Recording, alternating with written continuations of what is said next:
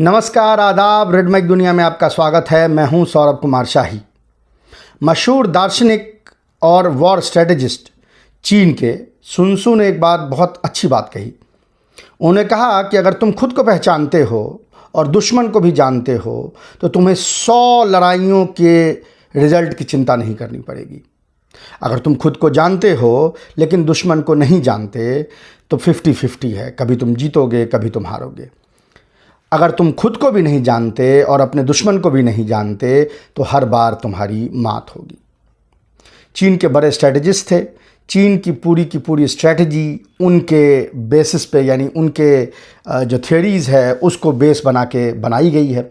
और चीन ही क्या, दुनिया का कोई ऐसा देश नहीं है, कोई ऐसी मिलिट्री स्कूल नहीं है जहाँ पे सुन त्सू नहीं पढ़ाए जाते। ये कोट जो मैंने आपके सामने रखा ये बहुत ही सिंपल है, डिसेप्टिवली सिंपल जिसको हम अंग्रेज़ी में कहते हैं, लेकिन इसका इम्पॉर्टेंस बहुत ज़्यादा है। तो बार बार सुन त्सू इस बात को क्यों कहते हैं कि दुश्मन को जानना ज़रूरी है, खुद को जानने से ज़्यादा ज़रूरी है दुश्मन को जानना।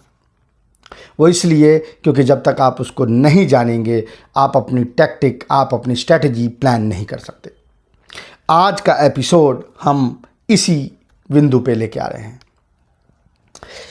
पिछले हफ्ते के एंड में ये खबर आई कि अमेरिका ने पाकिस्तान को जो उसने F-16 लड़ाकू विमान दे रखे हैं उसके अपग्रेड और मेंटेनेंस का एक पैकेज अप्रूव कर दिया है।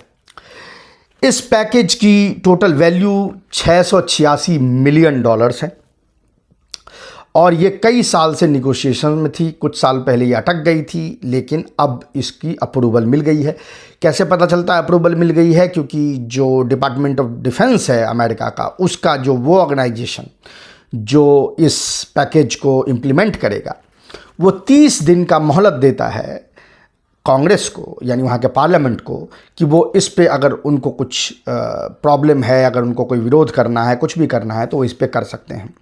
30 दिन की म्याद गुजरने के बाद ये प्रोग्राम इन फोर्स हो जाएगा।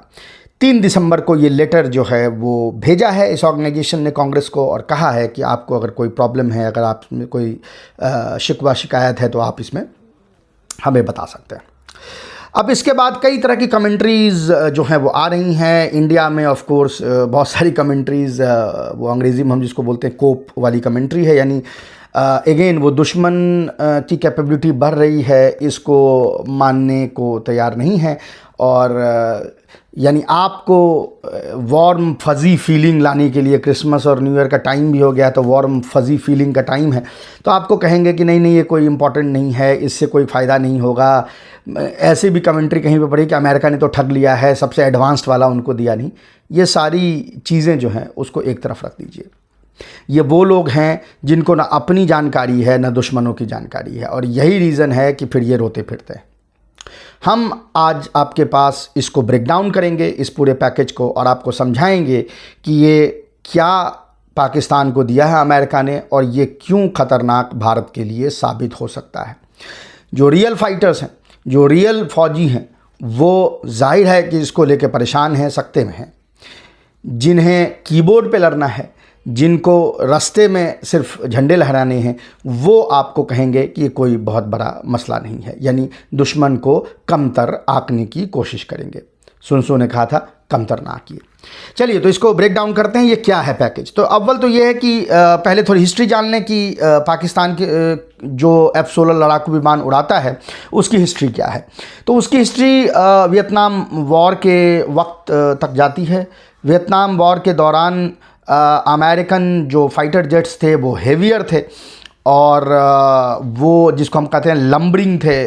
इस चक्कर में उस समय की सबसे जदीद तरीन जो सोवियत प्लेन्स थी, यानी मिग, जो अब पुरानी हो गई है, जाहिर है उसको फेज आउट किया जा रहा है। उस ज़माने की मिग प्लेन्स जो हैं वो बहुत ही ईज़िली अमेरिकन प्लेन्स को डिफीट कर देती थी, उसको मार गिराती थी। तो इससे एक अमेरिकन सिक्योरिटी हलकों में एक खलबली सी मची और उनको लगा कि अगर ये तो चलो एक थर्ड थिएटर में हमारी लड़ाई हो रही है, आमने सामने सोवियत यूनियन से हमारी लड़ाई नहीं हो रही है, अगर सोवियत यूनियन से आमने सामने लड़ाई होगी तो फिर क्या बनेगा इसका। तो वहाँ पे इस प्लेन की परिकल्पना की गई और F-16 जो है वो लेट 70s में और ये रादर कह सकते हैं मिड 70s में अपने क़याम में आया। पहला पैकेज 1982 में पाकिस्तान को दिया गया। ये जो पुराने मॉडल्स थे जिनको मतलब अब पुराने हो गए, उस ज़माने में तो वो भी मॉडर्न मॉडल्स थे, उनको ब्लॉक 15 मॉडल कहा जाता है।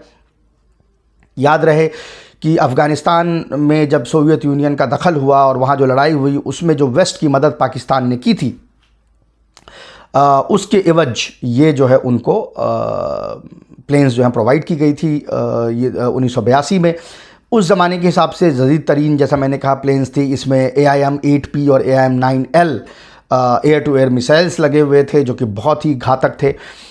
इनको ब्लॉक 15 मॉडल कहा जाता था। फिर सेकंड जो ब्लॉक है वो 9/11 के बाद, जब अमेरिका ने ये अपना global war on terror GWOT शुरू किया और मुशर्रफ के नेतृत्व में पाकिस्तान ने जब उनका साथ देना शुरू किया उसमें, तो सेकंड ब्लॉक्स यानी खेमा जो है सेकंड यानी एसेट्स जो हैं वो उनको प्रोवाइड की गई। इसको 52+ मॉडल कहते थे और ये उससे भी, यानी जो 82 में मॉडल्स मिले थे उससे ज़्यादा मॉडर्नाइज थे, जैसा कि आप अंदाज़ा लगा सकते हैं। लेकिन अब हो यूँ गया कि अगर आप 1982 को देखें तो ज़ाहिर है कि बहुत साल पहले की बात हो गई, मेरे जन्म के साल से पहले की बात है। तो 1982 में जो ब्लॉक 15 मॉडल मिले थे उनका एक मिड लाइफ अपग्रेड किया जा चुका है। मिड लाइफ अपग्रेड कहते हैं जब कोई भी मशीन अपने, यानी अगर जब आप ख़रीदते हैं तो उसकी एक लाइफ होती है, फ़र्ज़ करने कि उसको कहा गया कि ये 40 साल चलेगी, तो 20 साल जब उसका होता है तो उसको मिड लाइफ अपग्रेड किया जाता है, यानी उसमें तमाम चीज़ें बदली जाती है, उसका एक बड़ा मेंटेनेंस होता है, ओवरहॉल होता है, ताकि वो आगे चल सके। क्योंकि अगर यहाँ पे मुस्तैदी से काम नहीं होता है, यहाँ पर अगर मेंटेनेंस सही से नहीं होता तो फिर ये प्लेन्स जो हैं वो एक्सीडेंट होना शुरू होती है, जैसा हम बार बार देखते हैं। हर कंट्री के केस में आपको ये चीज़ नज़र आएगी कि मिड लाइफ मेंटेनेंस अगर सही से नहीं होता है तो फिर प्लेन्स की लाइफ जो है वो अफेक्ट होती हैं। तो लेकिन अब जो पुराने वाले मॉडल्स हैं उसमें भी अभी एनहांस्ड एवियोनिक्स, यानी एवियोनिक्स जो है जिसके वो मशीन जिससे प्लेन चलती है। एक चीज़ को याद रखें, जो एडवांस फाइटर प्लेन्स होती हैं वो फ्लाई बाय वायर टेक्नोलॉजी से मोस्टली चलती हैं। वो आदमी अपने नज़रों से उसको लैंड नहीं कर सकता या उसको टेक ऑफ नहीं करवा सकता। तो एवियोनिक्स वगैरह जो हैं जितनी मॉडर्न होती जाती हैं उतनी आप मशीन पे डिपेंडेंट होते जाते हैं, उतना ह्यूमन एरर होने का चांसेस कम होता जाता है। तो ये जो जिनकी मिड लाइफ अपग्रेड हो चुकी है 1982 वाले मॉडल्स की, उनमें एडवांस एवियोनिक्स लगेंगे। उनका जो वेपन रेंज है उसको एक्सपेंड किया जाएगा, यानी उसमें नए मिसाइल्स जो हैं वो कैसे उसको इंटीग्रेट किया जा सकता है वो देखा जाएगा। विजिबिलिटी इंप्रूव की जाएगी। यहाँ विजिबिलिटी से मतलब सिर्फ आँख से देखने से नहीं है, विजिबिलिटी कहने का मतलब कि रडार पे क्या क्या चीज़ें आपको नज़र आ रही है उसको कैपेबिलिटी को इम्प्रूव किया जाएगा। तो इससे क्या होगा कि विजिबिलिटी तो इम्प्रूव होगी, सर्वाइबिलिटी भी इम्प्रूव होगी इस प्लेन की, यानी उसको मार गिराना जो है वो मुश्किल होता जाएगा और इसकी लाइफ फर्दर कम से कम 15 साल तक एक्सटेंड हो जाएगी।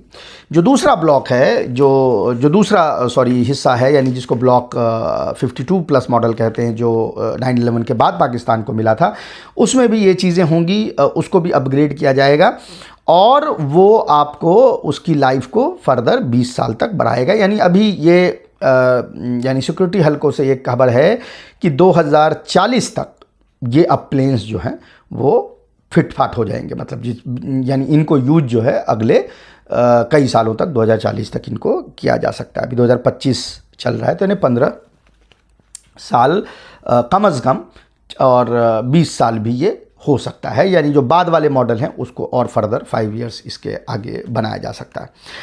अच्छा, इसमें क्या है, मेजर काम क्या होगा? अगर आप पैकेज को देखें तो इसमें मेजर काम क्या होगा? रिफर्बिश किया जाएगा एवियोनिक्स को, जैसा मैंने आपको बताया। सिक्योर कम्युनिकेशन, यानी जो सिक्योर कम्युनिकेशन नेटवर्क है, यानी प्लेन का एक दूसरे से आपस से बात करना, उनका ग्राउंड से बात करना, उनका यूनिट से कंट्रोल से बात करना, वो जो नेटवर्क है उसको फर्दर इंटीग्रेट किया जाएगा, उसको फर्दर सिक्योर करके इस पूरे सिस्टम को उसमें इंटीग्रेट करने की बात हो रही है। Enhanced situational awareness. अच्छा, इसमें एक चीज़ है जो आप बार बार सुनेंगे, इनफैक्ट हमने आपके स्क्रीन पे एक लगा भी दिया, लिंक 16 सिस्टम इसको कहते हैं। लिंक 16 सिस्टम क्या है? ये इससे पहले जो नेटो का सबसे एडवांस सिस्टम था उसको लिंक 11 सिस्टम कहते थे।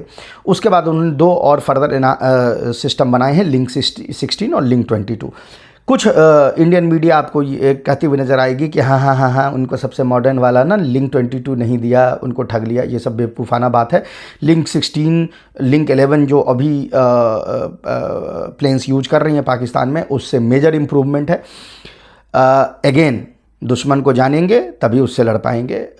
ये लिंक 22 नहीं दिया और उससे कोई मतलब नहीं है। लिंक 16 उसको बहुत ही ज़्यादा कैपेबल कर रहा है, एग्जिस्टिंग उसकी जो कैपेबिलिटी है उसको कई गुना ज़्यादा बढ़ा रहा है। तो ये लिंक 16 सिस्टम क्या होती है?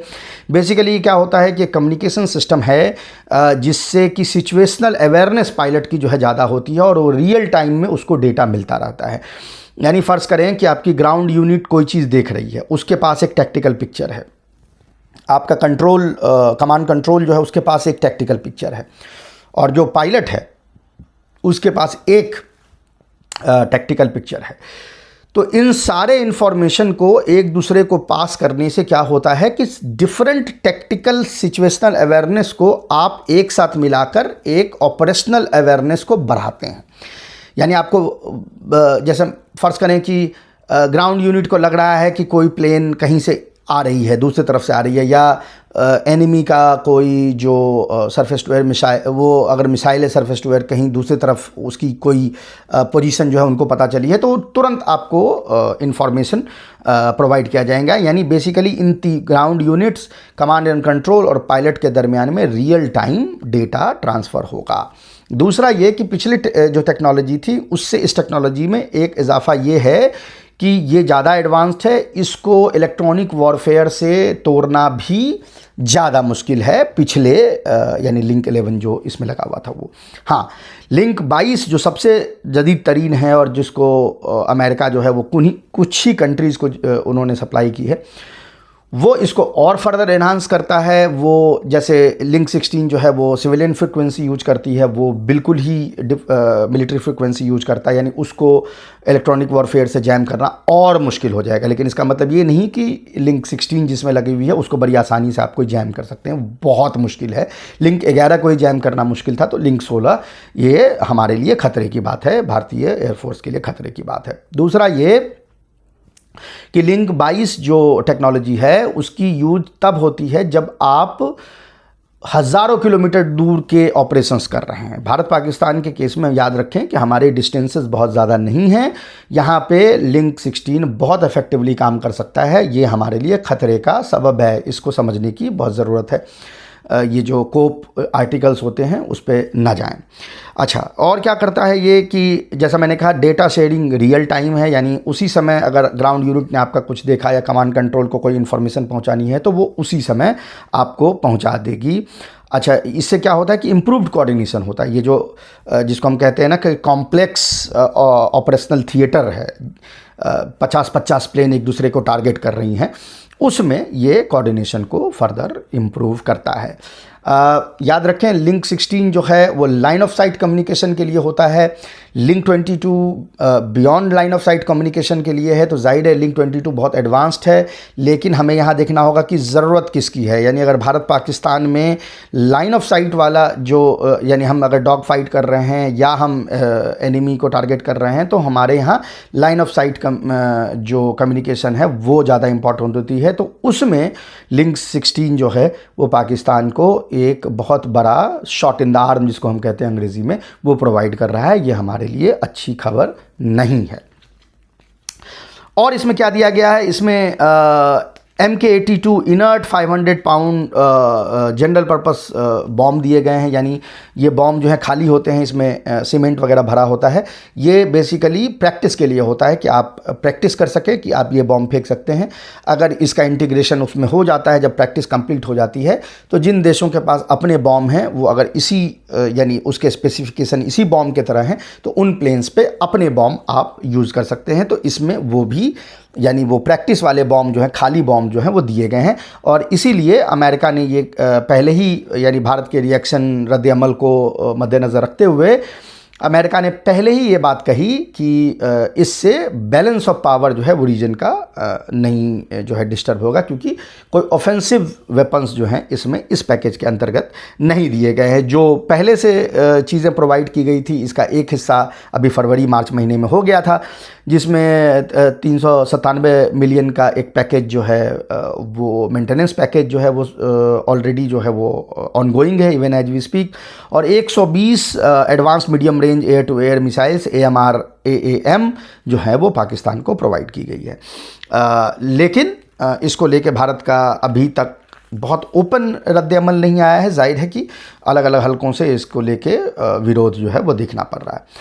अब इम्पॉर्टेंट चीज़ ये है कि ये अभी क्यों हुआ है। ये भी इसलिए हुआ है कि 2021 में जब इसकी बात बन रही थी तो डेमोक्रेट्स ने इसको रोक दिया था। कई चीज़ें उसमें थी। एक तो भारत का जो लॉबीज़ है वो भी, उनकी जो अख्तियार है वो डेमोक्रेट्स के अंदर में ज़्यादा है, यानी डेमोक्रेटिक पार्टी जब सत्ता में होती है तो इंडियन लॉबी के का असर जो है वो आपको ज़्यादा देखने को मिलेगा, उसका इन्फ्लुएंस आपको ज़्यादा देखने को मिलेगा। लेकिन रिपब्लिकन पार्टी जब भी सत्ता में आती है तो इंडियन लॉबीज़ का वो रसूख, वो पकड़ नहीं रह जाता जो डेमोक्रेट पार्टी के एडमिनिस्ट्रेशन में होता है। और डोनाल्ड ट्रंप के केस में और भी ये डिफरेंट हो जाता है, क्योंकि डोनाल्ड ट्रंप मर्क्यूरियल हैं, खुद से डिसीजन लेते हैं। अगर उनको कोई चीज़ पसंद आ गई तो फिर वो बहुत ज़्यादा लॉबी इधर उधर नहीं देखते हैं। और हमने देखा पिछले कई महीनों से पाकिस्तान का चार्म ऑफेंसिव जो उनको लेके था, उसमें कई चीज़ें हुई हैं। जैसा मैंने कहा, वो चाहे वो गज़ा को लेके हो या इनफैक्ट वो क्रिटिकल मिनरल को लेके पाकिस्तान ने बहुत एश्योर किया है, वो उस पर हम पहले भी बात कर चुके हैं। तो ये कुछ चीज़ें हैं जिसको लेके पाकिस्तान का इन्फ्लुएंस डोनाल्ड ट्रंप पे बढ़ा है। तो जाहिर है कि टॉप डाउन चीज़ें हो रही हैं तो वो ये डिफेंस सेक्टर में भी, इकोसिस्टम में भी आपको नज़र आ रहा है। लेकिन एक और चीज़ है, अमेरिका इस्लामिक स्टेट को लेके बहुत ज़्यादा परेशान है। अलकायदा से परेशान नहीं है, क्योंकि अलकायदा से दोस्ती हो गई है और उनके नेता को तो प्रेसिडेंट ही बनाए हुए, उस पर से प्रतिबंध ही हटाए हुए हैं। लेकिन अलकायदा के वो एलिमेंट जिनको ये लगता था कि इन्होंने धोखाधड़ी की है और अमेरिका के साथ अलकायदा मिल गई है, वो इस्लामिक स्टेट में शामिल हो गए हैं। और इस्लामिक स्टेट से अमेरिका को काफ़ी डर है, ख़ासकर अफ़गानिस्तान में जो इस्लामिक स्टेट जिस तरीके से फैल रहा है, जिस तरीके से वो तालिबान को टारगेट कर रहा है और उनके जो डिसग्रंटल्ड एलिमेंट्स हैं उनको अपने तरफ खींच रहा है, उससे अमेरिका सख्ते में है। तो पाकिस्तान के साथ पर्दे के पीछे बहुत ज़्यादा कोऑर्डिनेशन अमेरिका की इस्लामिक स्टेट और उससे जुड़े लोगों को लेके भी हो रही है। अभी कुछ ही महीने पहले जो इस एरिया के सबसे बड़े जर्नैल थे अमेरिका के, उन्होंने वहाँ के पार्लियामेंट में एक बयान दिया जिसमें उसने कहा कि पाकिस्तान हमारे साथ उसके एक्सेलेंट रिलेशनशिप हैं काउंटर टेररिज्म ऑपरेशंस में, और इस तरह के कई आतंकवादियों को पाकिस्तान ने अपने लेवल पे बिना हमारी मदद से गिरफ़्तार करके या अफ़गानिस्तान से उसको खींच के लाके हमें सुपुर्द किया है, इस्लामिक स्टेट के जो आतंकवादी हैं। तो इससे हमारा जो है इम्पोर्टेंस, पाकिस्तान का इम्पोर्टेंस हमारे लिए बढ़ जाता है। ये एक डिफ़िकल्ट सिचुएशन है इंडिया के लिए, क्योंकि जितना अमेरिका का डिपेंडेंस पाकिस्तान पे रहेगा तो उतना हमारा लॉबिंग एफ़र्ट जो है उसकी यानी मारक क्षमता जो है वो कम होती जाएगी।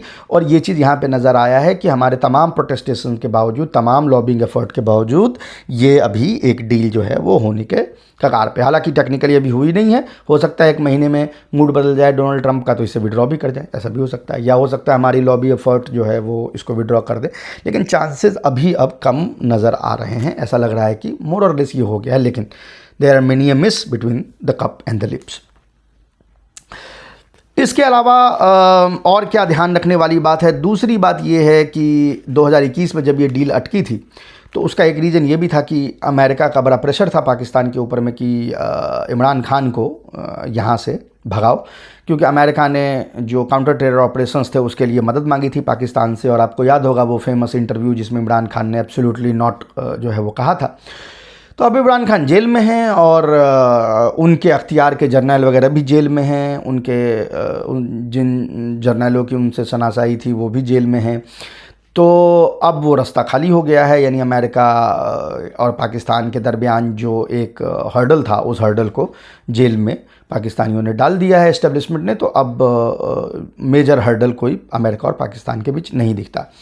हालांकि ये बात इस बात की तस्दीक करती है कि जब इमरान खान का तख्तापलट किया गया था तो वो अमेरिका के इशारों पे किया गया था, जो उस समय लोग जो है मानने को तैयार नहीं थे, लेकिन जाहिर है उसके प्रूफ्स जो हैं और जगहों से निकल के आई हैं। तमाम केबल्स और उन चीज़ों से वो चीज़ वाज़ेह हो जाती है। अब उसका फ्रूट जो है वो मिल गया है, यानी इमरान खान को जेल में डाला गया, इमरान खान को की पार्टी को जो है इररिलेवेंट कर दिया गया है। तो जो चीज़ें फंसी हुई थी उसको अब रिवाइटलाइज़ किया जा रहा है। ये जो अपग्रेड है जैसा वो भी है, साथ ही साथ आपने ये भी न्यूज़ सुना होगा कि अमेरिका ये कह रहा है कि बलूचिस्तान में एक्सट्रैक्शन और रेयर अर्थ रिफाइनिंग वगैरह में भी अमेरिका इन्वेस्ट करने जा रहा है। तो this looks like a new dawn of relationship between Pakistan and United States. तो इसमें हम अगर शतुरमुर्ग जैसा गर्दन छुपा लेंगे तो उससे ऐसा नहीं होता कि ये खतरा जो है हमारे सामने से टल जाएगा। खतरे को पहचानना होगा, उसको एनालाइज करना होगा, उसको काउंटर करने के लिए तमाम कवायद करनी पड़ेगी, सुन सू की बात माननी पड़ेगी, तभी हम आगे बढ़ सकते हैं। आज के लिए इतना ही। हम आपसे फिर मिलेंगे किसी और इशू पे। तब तक के लिए नमस्कार।